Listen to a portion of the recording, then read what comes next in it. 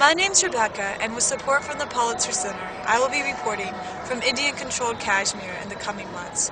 Kashmir is a region that's been torn by a bloody conflict for the past 2 decades. Now, relative peace has returned, and tourists are coming back to the region. But the people here in Kashmir are facing another problem. This time, it's the destruction of their environment. Nowhere is that more prevalent than here in Srinagar, the capital of Kashmir. This place was once called the Venice of the East because of the miles of canals that wrap through the city, and these once pristine lakes.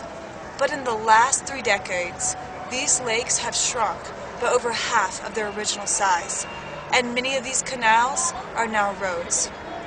Though tens of millions of dollars has been pumped to the Lakes and Waterways Development Authority to clean these lakes, the locals say little has been done. Boats behind me. These houseboats have been part of the history of Kashmir for over a century. Now there's a conflict between these houseboats and Lauda. Lauda says that these houseboats are responsible for a lot of the pollution on the lake, and that's true. All of the sewage from these houseboats, in fact, does go directly into these lakes, but it's really part of a much greater problem. The sewage for 1 million people goes directly into these lakes. Now, some scientists say that in the next 60 years, this lake will disappear completely. But other scientists say that if the sewage were to stop going into this lake, in 15 years' time, it could be restored. Now, to understand what's going on in this lake, you'd have to realize how grave the situation is. It was reported in 2004 that azolla, which is a tropical weed, is actually growing in the lake. Now imagine you're in Kashmir, a place that's very, very cold, but the water chemistry in the lake has changed so much that this tropical plant thrives here. As a result of this, many of the fish and a lot of the indigenous plant life in the lake has died. There's 20,000 people living on this lake.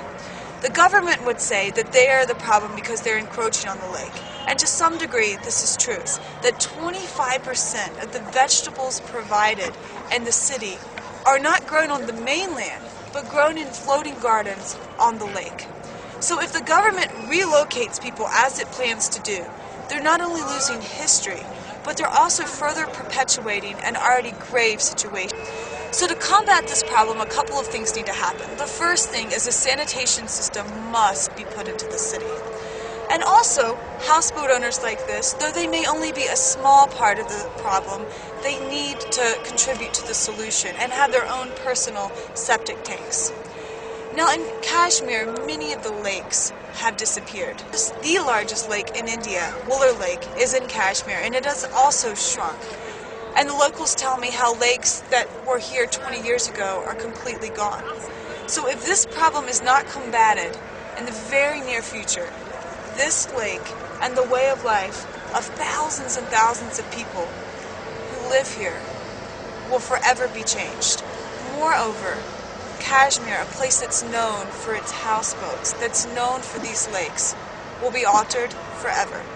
Rebecca Byerly for the Pulitzer Center, Srinagar, Kashmir.